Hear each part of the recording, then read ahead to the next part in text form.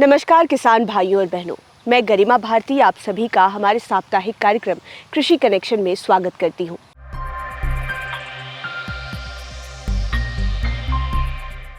जैसा कि आप सब जानते हैं कि इस कार्यक्रम के जरिए हर सप्ताह हम आप तक खेती बाड़ी से जुड़ी हुई नवीनतम तकनीकों की जानकारी लेकर आते हैं। साथ ही साथ आपको ये भी बताते हैं कि आने वाले सप्ताह का मौसम कैसा रहने वाला है और उससे जुड़े हुए समसामयिक सुझाव भी आप तक पहुँचाते हैं। इस सप्ताह के कार्यक्रम में हम चर्चा करने जा रहे हैं कि ठंड के मौसम में तालाब का प्रबंधन कैसे किया जाए। ये वीडियो खासकर उन किसान बंधुओं के लिए है जो मत्स्य पालन यानी कि मछली पालन कर रहे हैं। अगर मछली पालन आप कर रहे हैं तो ठंड के मौसम में आपको तालाब का प्रबंधन कैसे करना है, इसकी विस्तृत जानकारी आपको इस वीडियो में दी जाएगी। आइए चलते हैं डिपार्टमेंट ऑफ एक्वाकल्चर के प्रोफेसर डॉक्टर शिवेंद्र कुमार के पास और उनसे जानते हैं कि आखिरकार तालाब का प्रबंधन ठंड के मौसम में किस प्रकार किया जाए। अभी ठंड का मौसम धीरे अब आ गया है और आगे और भी ठंड बढ़ने से टेम्परेचर जो है कम होगी, जिसमें मछली पालन में थोड़ी अलग हमें प्रबंधन करने की ज़रूरत है, कुछ सावधानियाँ बरतने की ज़रूरत है। इसलिए मैं आज आप लोगों से ठंड के मौसम में मछली के तालाब के प्रबंधन के बारे में अब कुछ बातचीत करूंगा, क्योंकि ये जो मौसम है जिसमें कि सबसे कम प्रोडक्टिविटी बोले, सबसे कम उत्पादकता बोलें, जो कि मछली को मिलती है, हमारे किसान बंधुओं को सबसे ज़्यादा नुकसान अगर होता है तो इसी मौसम में होती है, क्योंकि प्रोडक्टिविटी कम होती है, डिजीज़ का खतरा ज़्यादा होता है। तो कैसे हम इस मौसम में भी अपने मछलियों को इस जो ठंड के मौसम है इससे बचाएं और बचाने के साथ साथ हम वृद्धि में भी सहायक हो, सो दैट कि हम कोई इस पीरियड में भी हमें कुछ उत्पादकता मछलियों के लिए मिल सके। इसके लिए चूँकि ठंड के मौसम में सूरज की जो रोशनी होती है, सनलाइट थोड़ी कम हो जाती है, कम समय के लिए होती है। इसके कारण क्या होता है कि जो प्लैंकटन्स होते हैं तालाब में, उसमें कुछ वेरिएशंस आना शुरू होता है, कम जाते हैं, ख़त्म हो जाते हैं, जिसके कारण कि हमारे जो वाटर क्वालिटी है वो सबसे ज़्यादा डिस्टर्ब होती है इस ठंड के मौसम में। तो ठंड के लिए हमें यह एक तो वाटर क्वालिटी का मैनेजमेंट इस मौसम में किस तरह से करें। दूसरा होता है कि चूँकि मछलियाँ जो हैं वो कोल्ड ब्लडेड एनिमल है, बाहर के तापमान के अनुसार ही अपने शरीर के तापमान को ग्रहण कर लेती है, जिसके कारण क्या होता है कि अंदर का जो उनका मेटाबॉलिक एक्टिविटी होता है वो सारा का सारा रुक जाता है या बोले कम हो जाता है। कम होने के कारण उनमें जो ग्रोथ वाला जो चीज़ होता है वो कम होता है, एंजाइम की एक्टिविटी कम हो जाती है, खाने की को पचाने की क्षमता कम हो जाती है। तो सब मिलाकर हमारे मछलियों के ग्रोथ पर इसका इफेक्ट पड़ता है। तो हम उसके बारे में भी चर्चा करेंगे कि कैसे हम ठंड के मौसम में क्या हम खाने में व्यवस्था करें जिससे कि मछलियाँ खाना अच्छे से खाएं और ग्रोथ भी मिले। इसके लिए सबसे पहले हम लोग आते हैं पानी की गुणवत्ता के लिए, कि कैसे हम पानी का जो वाटर क्वालिटी है उसको मैनेज करेंगे, क्योंकि मोस्टली जो 4 चीज़ें हैं पानी की वो सबसे ज़्यादा इफ़ेक्ट होती है इस ठंड के मौसम में। उसमें है सबसे पहला जो आता है हमारा टेम्परेचर। चूँकि ये हमारे बस में है नहीं, टेम्परेचर ठंड आएगी टेम्परेचर गिरेगी ही, और वाटर टेम्परेचर जो है 20 डिग्री, 18 डिग्री, 7 डिग्री, इस टेम्परेचर के रेंज में आपको टेम्परेचर कम जाती है।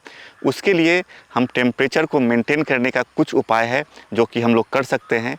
सबसे ज़्यादा है कि हम लोग रात में 6 बजे से रात के 11 बजे तक अगर हम ग्राउंड वाटर को निकाल कर और उसको तालाब में थोड़ा ऊंचाई से अगर दें, तो जिससे क्या होगा कि जो ग्राउंड वाटर का जो पानी का टेम्परेचर होता है वो लगभग कंपैरेटिवली ज़्यादा होता है बाहर के टेम्परेचर से, जिसके कारण कि वो जो मिक्सिंग होता है 4 से 5 घंटा तक ग्राउंड वाटर से पानी जो आता है वो उस पूरे तालाब के पानी को टेम्परेचर मेंटेन करने में मदद करता है।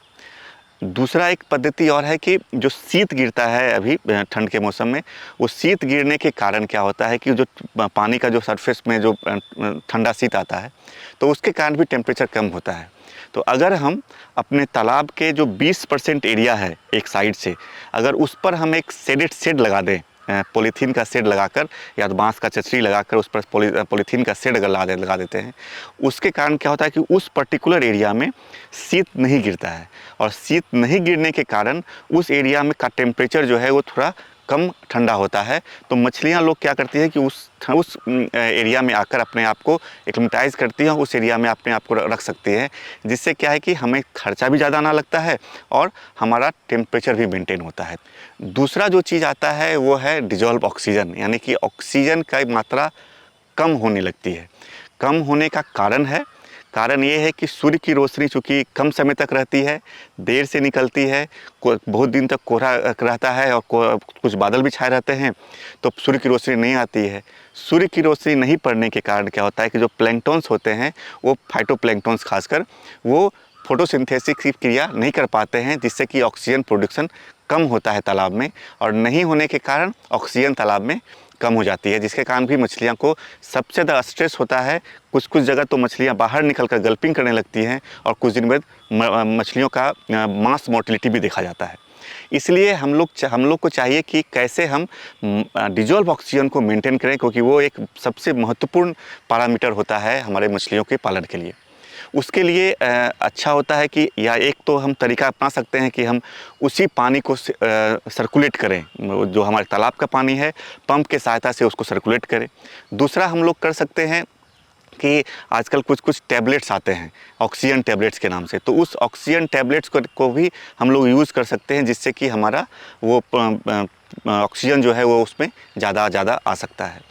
तीसरा उपाय ये भी कर सकते हैं कि हम कैसे ज़्यादा से ज़्यादा वहाँ पर एरेशन लगाकर, हम एरेटर आजकल आता है, आर्टिफिशियल एरेटर है, एरेटर को भी अगर 4 से 5 घंटा चलाते हैं तब भी हम ऑक्सीजन को मेंटेन कर सकते हैं। तो इस तरीके से ऑक्सीजन मेंटेन अगर जब हो जाता है तो फिर मछलियों को उस ऑक्सीजन के स्ट्रेस से राहत मिलती है।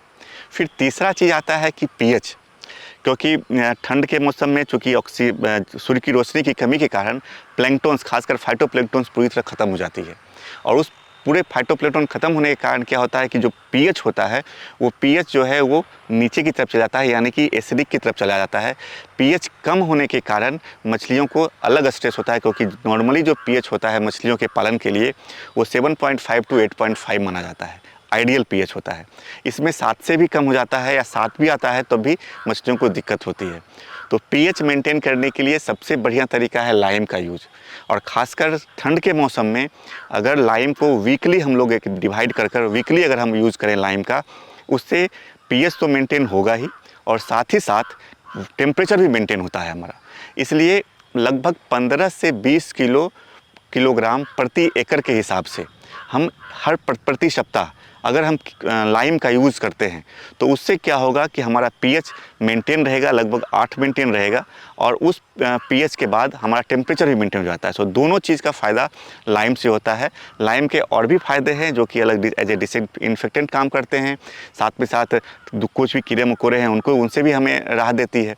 तो इस कारण से पीएच मेंटेन करने के लिए लाइम का यूज़ सबसे उपयुक्त माना जाता है, और इस तरह से हम पीएच को भी मेंटेन कर सकते हैं। चौथा जो चीज़ आता है वो है कि गैसेज़ का, जो ख़राब गैस का उत्पादन ज़्यादा होता है इस मौसम में, खासकर ठंड के मौसम में।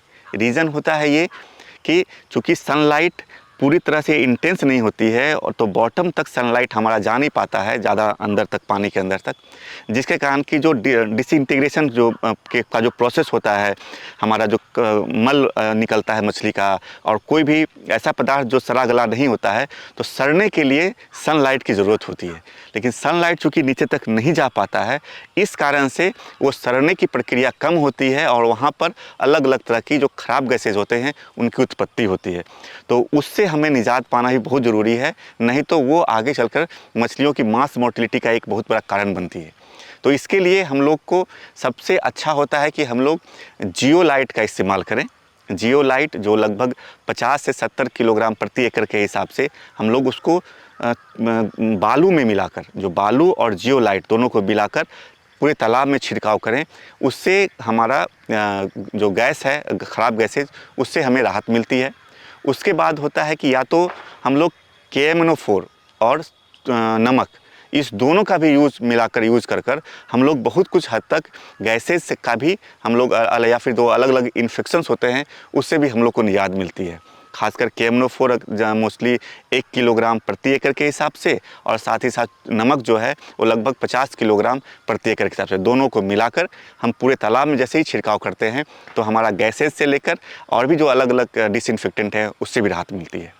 तो इस तरह से हम लोग वाटर क्वालिटी को इस ठंड के मौसम में अगर मेंटेन करते हैं तो हमारा आधा जो हम बोल सकते हैं कि हमारा मैनेजमेंट अच्छे से हो जाएगा और ठंड के मौसम में मछलियों को ज़्यादा नुकसान नहीं होगी। दूसरा एक इम्पॉर्टेंट चीज़ आता है वो है खाना, क्योंकि चूँकि जैसा कि हमने बताया कि मछलियाँ कोल्ड ब्लडेड एनिमल हैं, अपने अंदर के तापमान को बाहर के तापमान के अनुसार ही मेंटेन करती हैं, जिसके कारण सारी जो एंजाइम एक्टिविटी होती है इसके अंदर में, पचाने से लेकर मेटाबॉलिक एंजाइम एक्टिविटी, सभी की एक्टिविटी कम हो जाती है। जब कम हो जाती है तो मछली खाना भी कम खाती है और पचाती भी कम है, उसको यूटिलाइजेशन भी कम होता है, जिसके कारण कि खाना तो बर्बाद होता ही है और साथ ही साथ उसकी मछलियों के ग्रोथ पर भी अंतर आती है। इसलिए हम लोग को सुपाच्य खाना चाहिए, और सुपाच्य खाना बनाने के लिए अच्छा होगा कि अगर हम कुछ एट्रैक्टेंट डालें, क्योंकि चूँकि मछलियों का खाने की इच्छा भी कम होती है, तो उसमें एट्रैक्टेंट डालने के कारण क्या हो कि मछलियाँ खाना खाएगी, खाना को अच्छे से ग्रहण करेगी। और दूसरा चीज़ है, हम कुछ एडिटिव्स एंजाइम्स मिलाते हैं।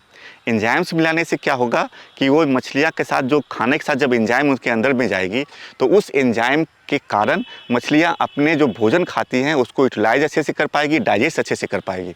तो इस दोनों के मिक्सर को खाने में मिलाकर अगर हम मछलियों को खिलाते हैं तो उससे मछलियों का जो खाना होगा वो अच्छे से पचेगा, अच्छे से यूटिलाइज होगा। साथ ही साथ आजकल प्रोबायोटिक्स एक अच्छा हमारा विकल्प बना है खाने को पचाने के लिए, तो फीड प्रोबायोटिक्स के रूप में भी आते हैं। फीड प्रोबायोटिक्स को भी अगर खाने में मिलाते हैं तो वो हमारा बैक्टीरिया का होता है जो कि अंदर जाकर वो भी खाने को पचाने में मदद करती है। तो इस दोनों के कम्बिनेशन से हम लोग मिलाकर और तब मछलियों में खाने को अच्छे से पचा सकते हैं, यूटिलाइज करवा सकते हैं इस ठंड के मौसम में भी। एक और उपाय है कि हम अगर इसमें हम लोग थोड़ा सा विटामिन्स और मिनरल्स की मात्रा कंपेटिवली दूसरे सीज़न के अनुसार के कंपेयर में थोड़ा बढ़ा लें इसमें। तो अगर हम 1% देते हैं नॉर्मल डे में, तो हम यहाँ 2% विटामिन मिनरल मिक्सचर को अगर खाने में मिलाकर खिलाते हैं तो उससे क्या होता है कि वो खाना का जो यूटिलाइजेशन होता है वो बढ़ जाता है। और चूँकि प्रोटीन तो रहता ही है फीड में, वसा की मात्रा हम लोग एक लिमिट रखते हैं मछली के खाने में। ठंड के मौसम के लिए अगर हम वसा की मात्रा को थोड़ा बढ़ाकर अप टू 2 to 3% अगर कर देते हैं तो भी हमको खाने में जो मछलियों के जो शरीर में जो ऊर्जा का संचार होता है वो ज़्यादा होता है। मछलियाँ अगर खाना खा रही हैं और ज़्यादा वसा वाला खाना खा रही है तो उससे उनको बढ़ोतरी में भी सहायता मिलती है और ग्रोथ अच्छा मिलता है। पानी के प्रबंधन से, फीड के प्रबंधन से, दोनों के प्रबंधन कर हम लोग मछलियों को अच्छे से ठंड के मौसम में ग्रोथ ले सकते हैं, उसका प्रोडक्टिविटी ले सकते हैं। तीसरा एक इम्पॉर्टेंट फैक्टर आता है डिजीज़ का, क्योंकि जनरली मछलियों में डिजीज़ के समय, ठंड के समय ही ज़्यादा तक बीमारियों की उत्पत्ति होती है। और ख़ासकर माना जाता है कि एपिज़ोटिक अल्सरेटिव सिंड्रोम, जो कि लाल धब्बे की बीमारी या घाव की बीमारी बोलते हैं, वो ज़्यादा इसी सीज़न में दिखाई पड़ती है और जिसके कारण कि मछलियों में मोर्टेलिटी भी होती है, अच्छी खासी मछलियाँ मरती भी हैं। तो इसका उपाय है, एक दवा आती है सिफेक्स। सिफेक्स की दवा को अगर हम ठंड के शुरुआत से ही के पहले ही अगर एक बार 1 लीटर प्रति हेक्टेयर की दर से अगर छिड़काव कर देते हैं तो हमारा तालाब में जो ये एपिज़ोटिक अल्सरेटिव सिंड्रोम के कारक जो होते हैं वो उसको मछलियों को परेशान नहीं करते हैं, ये बीमारी नहीं आती है। लेकिन फिर भी ठंड के मौसम में अगर इस तरह की बीमारी आती भी है तो हम लोग सिफेक्स का उस समय भी छिड़काव करते हैं। और साथ ही साथ हम लोग को चाहिए कि मछलियों का खाने के जो बताए कि विटामिन्स, मिनरल्स और एंजाइम्स, इसका प्रॉपर रेशियो के साथ मछलियों को खिलाया जाए और तब जाकर हम लोग हर बीमारी से उनकी रक्षा कर सकते हैं, उनको बचाव कर सकते हैं, उनके पैदावार को बढ़ा सकते हैं। सो इन तीनों चीज़ों को किसान बंधु अगर वाटर क्वालिटी मैनेजमेंट, खाना का मैनेजमेंट और दवा का मैनेजमेंट, इन तीनों के मैनेजमेंट कर हम लोग ठंड के मौसम में अच्छे से मछलियों का बचाव कर सकते हैं, ज़्यादा उत्पादन ले सकते हैं। उम्मीद है किसान भाई कि आप जान पाए होंगे कि तालाब का प्रबंधन किस प्रकार आप ठंड में करें ताकि मछलियों का जो प्रोड्यूस है वो आपको अधिक से अधिक मिल सके और किसी प्रकार की दिक्कत मछली पालन में आपको ना आ पाए। अब वक्त आ चला है कि हम आपको आने वाले सप्ताह के मौसम की जानकारी दें, साथ ही साथ आपको ये भी बताएं कि मौसम को देखते हुए हमारे वैज्ञानिकों ने क्या कुछ समसामयिक सुझाव दिए हैं। 17 से 21 नवंबर 2024 तक के मौसम पूर्वानुमान कुछ इस प्रकार हैं। पूर्वानुमान की अवधि में उत्तर बिहार के जिलों में आसमान प्रायः साफ रहेगा एवं मौसम के शुष्क रहने का अनुमान है। इस अवधि में अधिकतम तापमान 27 से 28 डिग्री सेल्सियस जबकि न्यूनतम तापमान 2 डिग्री सेल्सियस की गिरावट के साथ 16 से 17 डिग्री सेल्सियस के आसपास रह सकता है। सुबह में हल्का कुहासा रह सकता है। इस अवधि में 10 किलोमीटर प्रति घंटे की रफ्तार से मुख्य रूप से पछिया हवा चलने की संभावना है। सापेक्ष आर्द्रता सुबह में 85 से 90% तथा दोपहर में 45 से 50% रहने की संभावना है। अब समसामयिक सुझाव। रबी मक्का की बुआई के लिए मौसम अनुकूल है। इसके लिए संकर किस्में शक्तिमान 1 सफेद, शक्तिमान 2 सफेद, शक्तिमान 3 पीला, शक्तिमान 4 पीला, शक्तिमान 5 पीला, गंगा 11 नारंगी पीला, राजेंद्र शंकर मक्का 1, राजेंद्र शंकर मक्का 2 एवं राजेंद्र शंकर मक्का दीप ज्वाला तथा संकुल किस्में देवकी सफेद, लक्ष्मी सफेद एवं सुआन पीला इस क्षेत्र के लिए अनुशंसित है। खेत की जुताई में 100 से 150 क्विंटल कंपोस्ट, 60 किलोग्राम नेत्रजन, 75 किलोग्राम फास्फोरस एवं 50 किलोग्राम पोटास प्रति हेक्टेयर की दर से व्यवहार करें। बीज दर 20 किलोग्राम प्रति हेक्टेयर तथा दूरी 60 बाय 20 सेंटीमीटर रखें। किसान भाई गेहूं की बुआई शुरू कर सकते हैं। इसके लिए तापमान अनुकूल हो गया है। खेत की तैयारी के समय 150 से 200 क्विंटल कंपोस्ट, 60 किलोग्राम नेत्रजन, 60 किलोग्राम फास्फोरस एवं 40 किलोग्राम पोटास प्रति हेक्टेयर की दर से व्यवहार करें।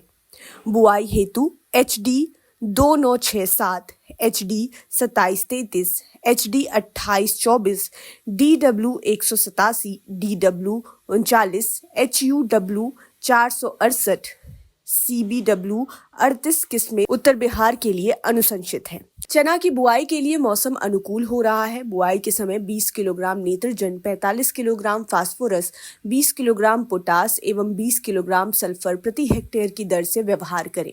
चना के लिए उन्नत किस्म पूसा 256, KPG 59 एवं पूसा 372 अनुशंसित है। तो उम्मीद है किसान भाइयों की इस सप्ताह का ये कार्यक्रम आपको बेहद पसंद आया होगा और हमारे द्वारा दी गई हुई ये तमाम जानकारियाँ आपके बेहद काम आएंगी। इस वीडियो को अगर आप सोशल मीडिया के माध्यम से देख रहे हैं तो हमारे सभी पेजेस को अधिक से अधिक लाइक करें और वीडियो को शेयर करें। कार्यक्रम से जुड़े हुए कोई सवाल या फिर कोई सुझाव आप हम तक पहुँचाना चाहते हो तो कमेंट सेक्शन में आप उन्हें बेझिझक लिख सकते हैं। धन्यवाद।